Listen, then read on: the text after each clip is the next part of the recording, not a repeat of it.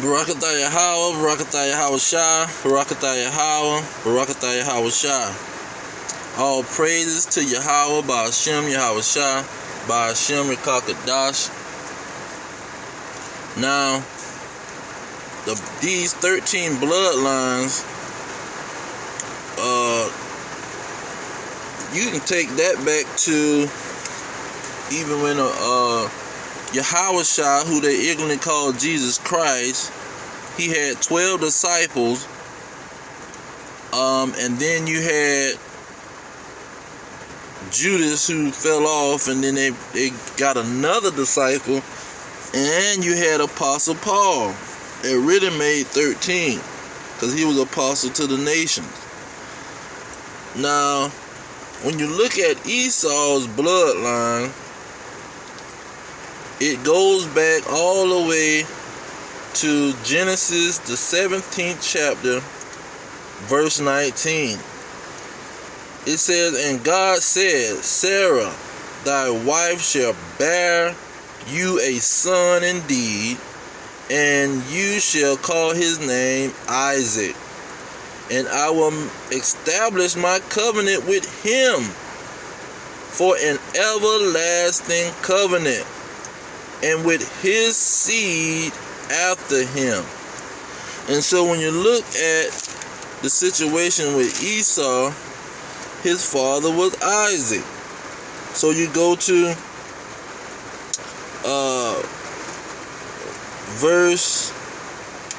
we're going to get verse 34 first. It says,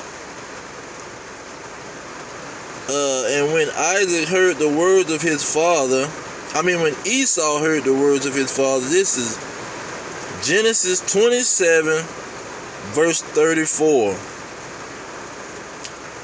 Genesis 27:34. And when Esau heard the words of his father, he cried with a great and exceedingly bitter cry, and said unto his father, Bless me, even me also, O my father.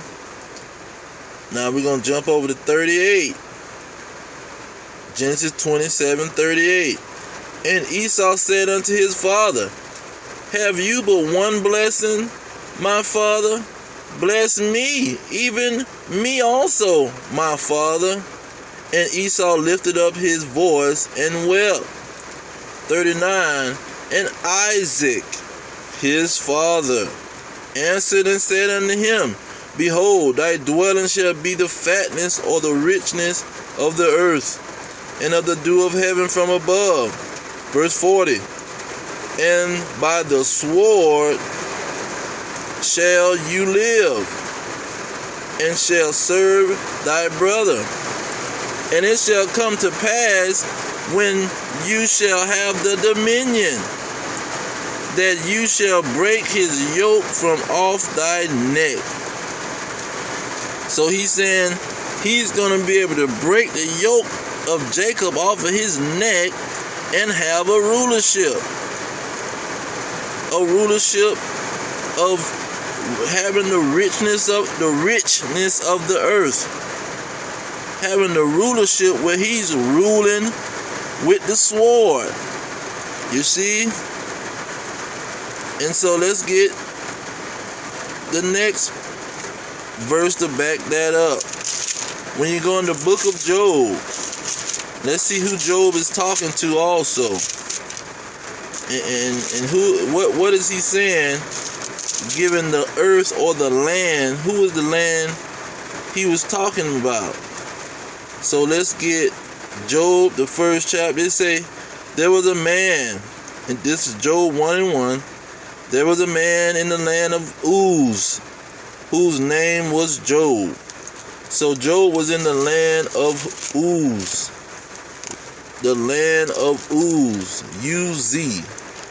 Job was in the land of Uz. Now when you go to Genesis, the 36th chapter, it gives you the bloodlines of Esau. Genesis 36:28, it says the children of Dishan are these, Uz and Aran. So Uz was a descendant of Esau. So Job was in the land of the Edomites. And we have another verse to back that one up. You got Jeremiah, and then you got Lamentations. Lamentations chapter 4, verse 21.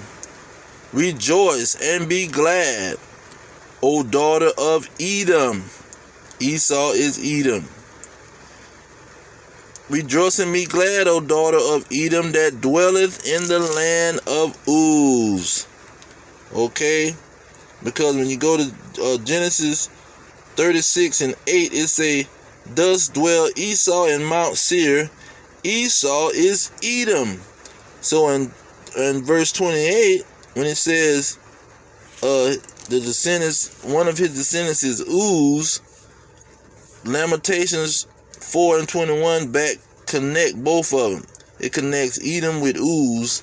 And so Job, when the book of Job is talking, he's talking about these Edomites. Now when you go to Job chapter 9 verse 24, it says, the earth is given into the hand of the wicked. Who would be the wicked? Would be who the earth is given to. He was in the land of Uz. The land was given to the Edomites. This was their land. This is the land that it was given to. So the earth was given into the hand of the Edomites. He didn't. And so you go to Revelation, because Edom also means red. Edom also means red. So when you go to Revelation 6 verse 4, it says, and there went out another horse that was red. And horse is synonymous with power. That's why they have the word horsepower. Verse 4 says, and there went out another horse that was red. And that red stands for Edom. It says, and power was given to him. Okay, so it says him, the one that was riding on the horse, the red horse. This red nation. You see, this red nation was given power. Or blood, you can put it with bloodline too. To take peace from the Salakia. And power was given to him that sat thereon to take peace from the earth. That's why I say the earth was given to the hand of the wicked. Because now, when he said, when the earth was given to the hand of the wicked, that means power was given to the hand of the wicked. Revelation 6 and 4 goes on and say, and that they shall kill one another. That's World War I and World War II, the Civil War, the Revolutionary War, the French and English wars, what was that? The war of the 40-year war, 30-year war, in 1648. So they've been doing it the whole while. Now, the end of the verse of Revelation 6:4, it says, and there was given unto him a great sword. So also, it was given to Esau a great sword. Now you can take that back to Genesis 27. Genesis 27 says that Esau would live by thy sword. He would live by thy sword. In Genesis 27, verse 40. So when Revelation say this power that was red, or this red horse, was given a great sword, is talking about Esau, Edom. And so this is in real time, in our time. You can see that the earth was given to a certain group of people, and they call them the Illuminati nowadays. And it's certain bloodlines of the so-called white man, which they when you go in Genesis 49, it tells you what they would do. When you go into Jeremiah, Salakia, when you go into Jeremiah 49, it tells you what they would do. Jeremiah 49 and 10, it says, but I have made Esau bare, I have uncovered his secret places, and he shall not be able to hide himself. See, the white man is a secret place of Esau. That's where he is hiding himself, behind the name, the white man. See, they call themselves white. See, he's hiding himself behind that name. And it was prophesied that he would hide himself. And so, when you look at who's ruling the world and who has the power, you easily will come to the conclusion that it's the so-called white man, but not all of them, just the 13 bloodlines, the elites of the so-called white man. Now when you go into 2nd Ezra, chapter 6, it backs that point. 6 and 9. 2nd Ezra 6 and 9, it say, for Esau is the end of the world, and Jacob is the beginning of it that followeth. Meaning, Esau controls the world. Esau is going to be the ruling nation of the world. And until the world of Esau is finished,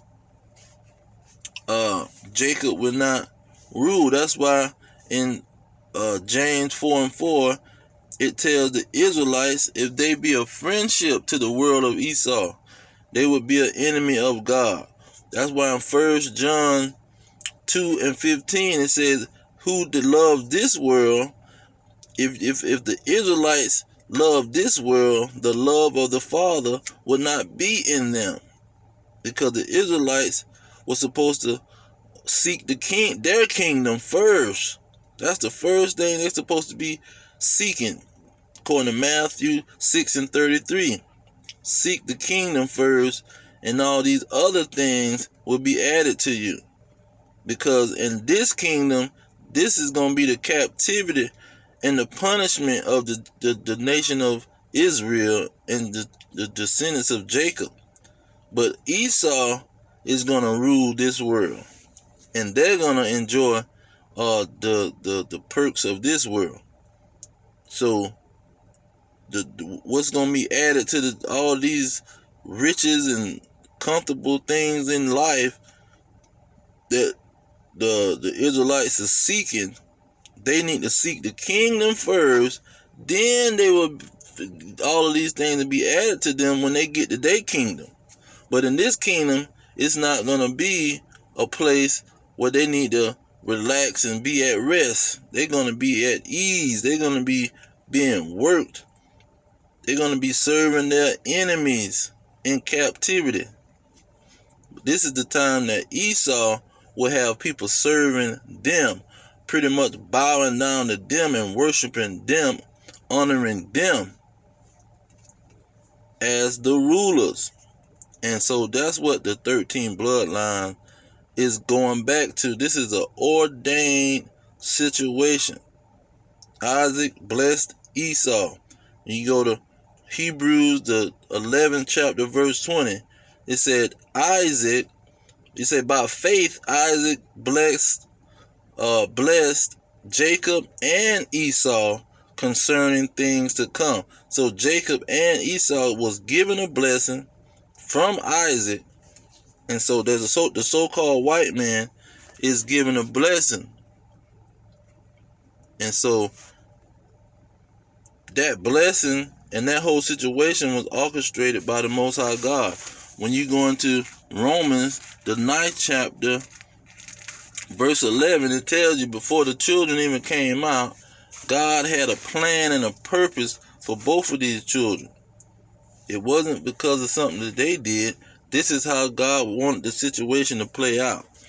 And so the so-called white man is the nation of Edom, and his rulership is ordained by the Most High.